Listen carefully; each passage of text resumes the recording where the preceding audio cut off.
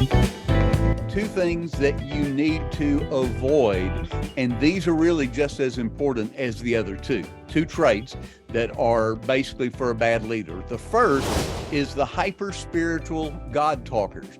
Now, we've all seen these. We know exactly who this is. Sadly, you may have a name or two for some of these.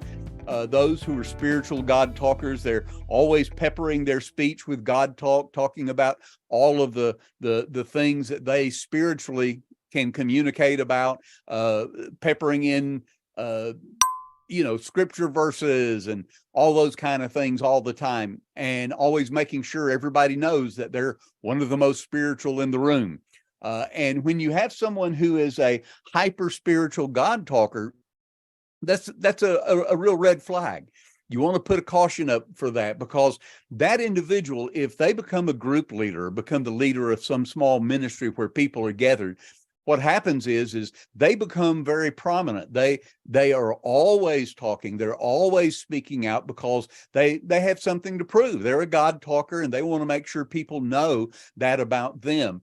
And what often happens is those, especially who are a little less timid in a group setting with multiple people, they end up sitting back. They don't want to jump in. They realize very quickly they're not as spiritual as that person. They can't be as spiritual as that person, and they have all these struggles and hurts and pains, and it's just agony for them. And this person does not give the impression that they're going to be a listener, that they're going to hear. And so that kind of hyper spiritual leader oftentimes squashes out any kind of authenticity, any kind of trust in that group. That group cannot feel like they can be honest with that kind of a leader. Now, the second kind of person to avoid is the person who is a single issue crusader. A single issue crusader. And that's the kind of leader that will quickly destroy a group as well. Now, here's the reason why. A single issue crusader, and let me just stop and say, it doesn't really matter what the issue is. The issue can be anything, okay? It can be somebody who is very much on a pro-life tangent. It could be somebody who's on an end times tangent. It could be somebody, it doesn't matter. Whatever the issue is, it doesn't matter. If they're a single issue crusader, what ends up happening is they end up pushing people away, because initially they have a desire to just make sure people know that this is an important topic. And they talk about it a lot because it is their most important issue, that single issue. In fact, I love the way C.S. Lewis puts it. Let me read you this quote from C.S. Lewis. He says, it says, "The progression of a crusader is predictable. What starts out to be an important part of their devotion to Christ soon becomes the most important part of their devotion to Christ. Then, before long, it's likely to become even more important than their devotion to Christ."